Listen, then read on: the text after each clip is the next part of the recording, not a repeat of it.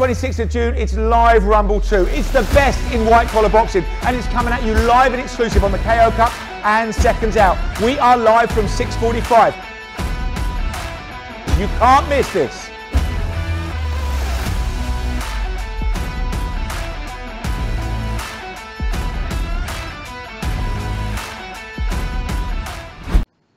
Okay, Peter, so today I wanted to talk about something that not a lot of people want to talk about really, but what's highlighted it is I received this book. It's by Tris Dixon, it's called Damage, and it's subtitled The Untold Story of Brain Trauma in Boxing. So I think this is something that the sport really needs to confront. I think, and hopefully after this talk you'll understand why, everybody involved in boxing should read this book. And I mean everybody, promoters, cornermen, trainers, particularly fighters and MMA fighters as well. Anybody that's doing that, you know, getting involved in that, and anybody that's really involved in the sport at all, I should read this book. And the thing is, the first thing I think, you know, people are going to look at this and say, I don't like the look of it. It looks like an abolitionist tract. It's, you know, maybe written by the president of the British Medical Association or something. And you know, the instinct for boxing is to pull the shutters down and just say, don't want to talk about it. But we have to talk about it, because if we don't talk about it, we won't own this. And if we don't own this, somebody else will come along and impose some changes on this sport.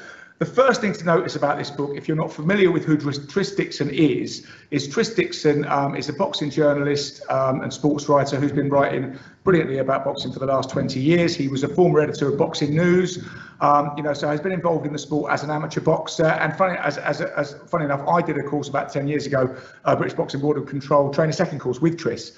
So I've met him a couple of times. So absolutely loves the sport, is passionate about the sport, believes in the sport, supports the sport, but just feels that this is something we're not talking about and something we need to talk about. You know, this is, a lot of other sports are confronting this. I mean, it really started with the NFL a while ago. Really, they noticed that a lot of their former players were having tragic endings. You know what I mean? There was alcoholism, early deaths, all sorts of terrible problems. A lot of the things that we often put down to sportsmen leaving a sport, having no direction, having no structure to their lives, and then, you know, going off the rails and something like that. But, you know, maybe they looked at the brains of ex-NFL players, found a lot of damage, and have put a lot of practices in place to try and prevent this happening.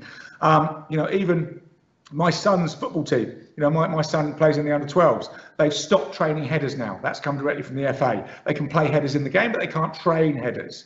So a lot of sports are looking at this, and boxing particularly needs to look at it, obviously, because of the nature of the sport.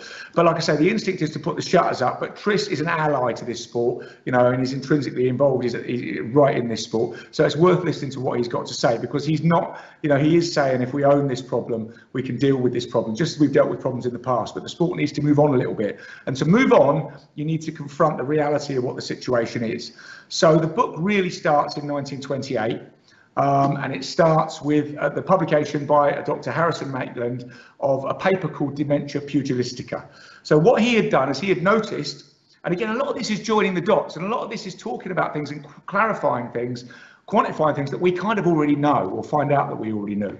So Dr. Harrison Maitland published this paper, Dementia Pugilistica. He noticed that a lot of ex-fighters were, you know, having problems after retirement, you know, and these were manifesting themselves in, you know, the paper came to be known as punch drunk syndrome, because a lot of the manifestations of this problem was similar to drunkenness, and a lot of ex-fighters were accused of just being drunk all the time because they were slurring their words, they had very poor motor skills, they would drag their feet, they had, you know, cognitive recall was right down, so they couldn't have short-term memory loss. So these were the main symptoms that were exhibiting.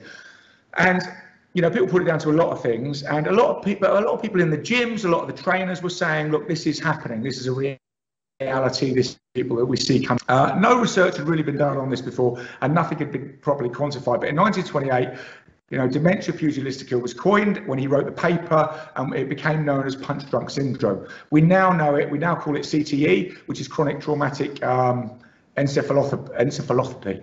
Let's call it CTE. So, you know, it's brain damage. That's basically what we're talking about. And it's brain damage from repeated blows to the head. So, you know, this is a problem that boxing has had. And Tris Dixon writes, you know, brilliantly in this book. I mean, you know, he's a real, you know, sort of traveller around boxing and has known so many people. And he talks about his village to the International Boxing Hall of Fame every year in upstate New York in Canastota, and his visits there, and how, you know, he would love and was totally blinded by seeing these amazing ex-champions who were treated so well, and everybody wants to go and see them. But he would, find that the stares were a bit blank. The conversation wasn't that great, the movement, the gait wasn't that great. You kind of ignored it and you thought he's had a hard day, he's had a hard few years, maybe he hit the drink.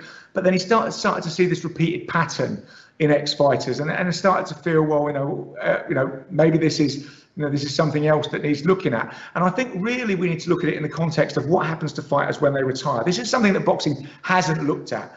We have cleaned up our act on what happens to brain injuries that we see and are direct and in our face in the ring. We all remember, well, those of us of a certain vintage remember Michael Watson in 1991 and the tragedy that happened there in the fight with Chris Eubank. The board, Watson sued the British Boxing Board of Control after that incident, and the board really cleaned up its act, and boxing really cleaned up its act internationally. So now, when you have a professional show, you have to, there are obviously brain scans for the boxers beforehand. They have to have those every year, and you also have to alert the nearest hospital, and be aware of where the nearest neurological unit is, because it's all about that golden 30 minutes. If you get a brain injury, you get treated within 30 minutes, you take the pressure off the brain. The outcome is likely to be much better than the catastrophic damage that can be done after an hour. And then we had Gerald McClellan, similarly catastrophic damage done because of a sort of delay in treatment. And we looked at this, and the board also looked at it in depth. It wasn't just how you treated the injury, how do you prevent the injury? Well, you prevent the injury by really closely monitoring what fighters are doing with their weight. Dehydration was a big factor in making weight, which they've tried to eliminate, and they did say that was probably leading to more concussions and more brain injuries. So we've kind of screwed down on that, and boxing has always progressed through the ages. If you look at the old fight films in the 20s, and people going around the back of someone and hitting them as soon as their hands were off the floor, there's no such thing as a standing 8 count. Things have changed and things have improved, and boxing kind of, for want of a better word, gets more civilized. I think as society gets more civilized, and so we've really cleaned up our act with those visible brain injuries. But what we're talking about now is brain injuries that are picked up and accrued during a fighter's career and manifest later. And we all know about this, and I think we talked about it not long ago, that Sergey Kovalev seemed to be going a bit off the rails, and what we're talking about is bad decision making. When I say bad decision making, I mean you're thinking about, I'm going to take those drugs, I'm going to drive that car while I'm drunk, I'm going to grab that woman, whatever these bad decisions are. Now, a lot of the times you can put that down to he's just a wrong un. He was doing this, his life fell apart. There's lots of things you can put it down to and make excuses for. But when you see an overall pattern of aberrant behaviour, and this is what they did in the NFL, in lots of retired boxers, you've got to say, well, what is happening here? And is this, or an increase, earlier death, an increased susceptibility to Parkinson's, and all these symptoms that we talked about earlier? You've got to say, is this damage occurring during their career and then manifesting later? And so people need to be very aware of that is a possibility.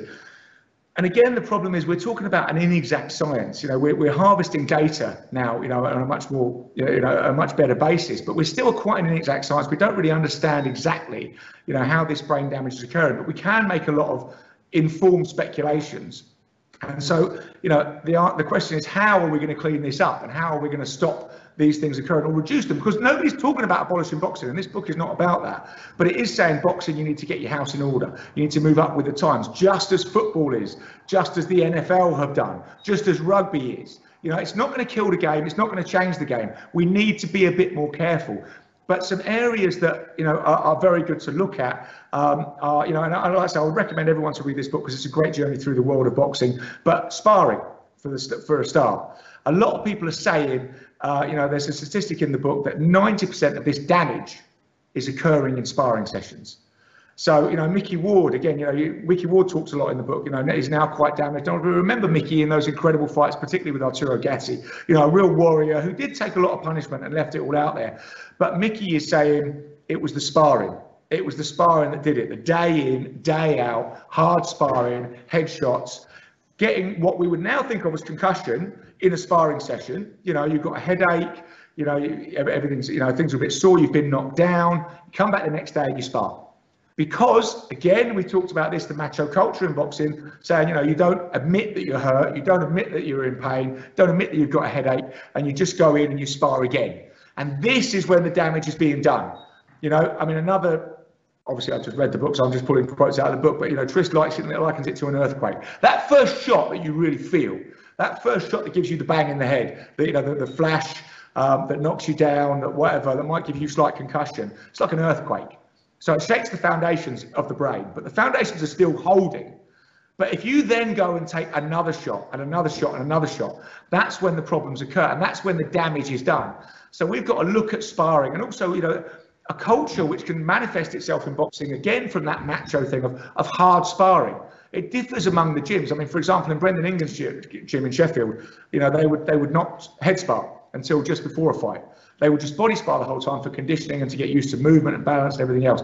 But then you've got examples like Manny Stewart, the Chronic gym, you know, in Detroit, who would famously have gym wars all the time. You know, they would turn the heat right up in the gym. He would get the fighters in, trading really, really hard, full power shots. You know, and they often said that the sparring sessions in the Cronk were harder than the fights. And, you know, Mike Tyson, another famous example, who espoused the idea from Customato, you spar hard, absolutely hard. You try and knock people out in sparring all the time. So, you know, but this is leading to a lot of damage, and maybe 90% of the damage. So we need to manage the sparring. My opinion is, you know, hard sparring is useful occasionally, but not all the time. Not all the time by any means, because you've got to understand that you're accruing damage and you're taking damage, and it can really set you back. And I know a lot of people who have been damaged in sparring, hard sparring sessions, and it has put them off. It doesn't toughen you up for the fight. You are tough for the fight. I mean, if I said to you, you know, you need to have hard hands for boxing, so I want you to go and hit your hand with a hammer 7 times a day to make your hand hard, you'd be like, this is just crazy, man. You think my hand's not going to get enough damage when I'm fighting? I'm going to save it for that. You know, and that's what you do. But then we somehow think your head, that, you know, that tiny little bit in there, you know, you're gonna make it tougher by administering damage to it. And this is the mentality we've got to get away from. And that's the other thing that, you know, I'll come on to. We've got to look at other sports we've looked at. Men are bigger and stronger. We've got things that we can measure. You know, I mean, you know, often old boxing heads like me talk about the skill set being greater in the older days, and people boxing are now being more trying to be athletes. But you get people like Anthony Joshua, who is so strong, so fast and so quick, you know, probably punching harder than definitely the men did 20 years ago, 30 years ago, 40 years ago. So the athletes are getting bigger. I mean, we can see that boxers are getting bigger. You know, we've got athletic people like Johnson, like Fury, who are 6'7", 6'9", and they're proper athletes. They can box hard and throw lots of combinations for 12 rounds. But this 3.5 pounds of grey matter in between your skull is no different. Even if your body is progressed and your muscles are stronger with new training techniques, new nutrition, all this sort of stuff, but they're pounding a brain that is the same as your caveman ancestor had. You know, so that's not more protected. So that's why we need to look at it as all the other sports have looked at. Look at the progression in rugby.